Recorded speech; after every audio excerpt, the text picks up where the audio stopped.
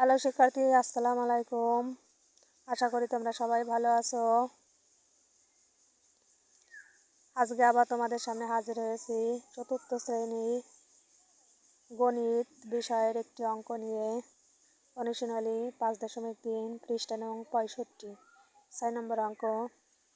4টি মুরগি এবং 3টি হাঁসের দাম একত্রে 639 টাকা।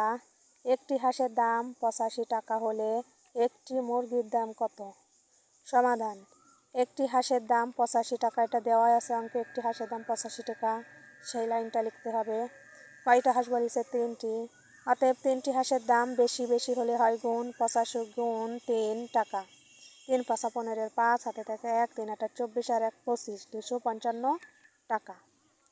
4টি মুরগি এবং 3টি হাঁসের দাম একত্রে 639 টাকা, এটা অঙ্কে দেওয়া আছে।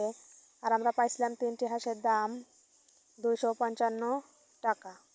দাগ দেব দিয়ে বিয়োগ। 5-এর পর থেকে 9 পর্যন্ত গুনলে হয় 4। 5-এর পর থেকে 13 পর্যন্ত গুনলে হয় 8।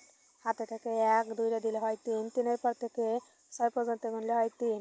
384 টাকা। 4টি মুরগির দাম 384 টাকা। আবার 4টি মুরগির দাম 384 টাকা, অতএব একটি মুরগির দাম কম, এজন্য ভাগ হয়েছে 384 ভাগ 4 টাকা। ভাগ করলে হয় 96 টাকা। উত্তর 96 টাকা।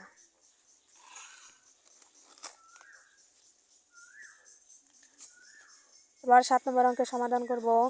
নিচের গাণিতিক বাক্য দুইটির জন্য নিজের মতো করে গল্প তৈরি করে সমাধান করো। 1 নম্বরে দেওয়া আছে 200 বিয়োগ ফার্স্ট ব্র্যাকেট 10 গুণ 8।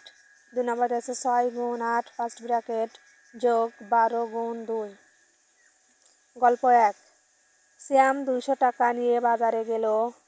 সে 10 টাকা কেজি দরে 8 কেজি আলু কিনলো। তার কাছে এখন কত টাকা রইল? এখন 200 বিয়োগ 10 গুণ 8 ফার্স্ট ব্র্যাকেট 200 বিয়োগ গুণ করব, ব্র্যাকেটের কাজ আগে 8 10 80, ফার্স্ট ব্র্যাকেট দিয়ে দিলাম টাকা। এখন বিয়োগ করব 0 আর 0 0। 8-এর পর থেকে 10 পর্যন্ত গুনলে হয় 2।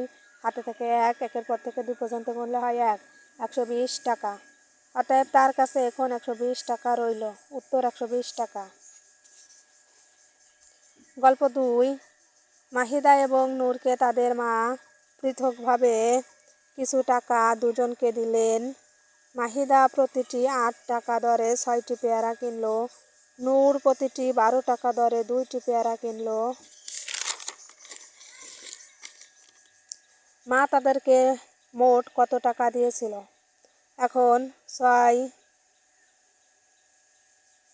গুণ 8 ফার্স্ট ব্র্যাকেট যোগ 12 গুণ 2 ফার্স্ট ব্র্যাকেট।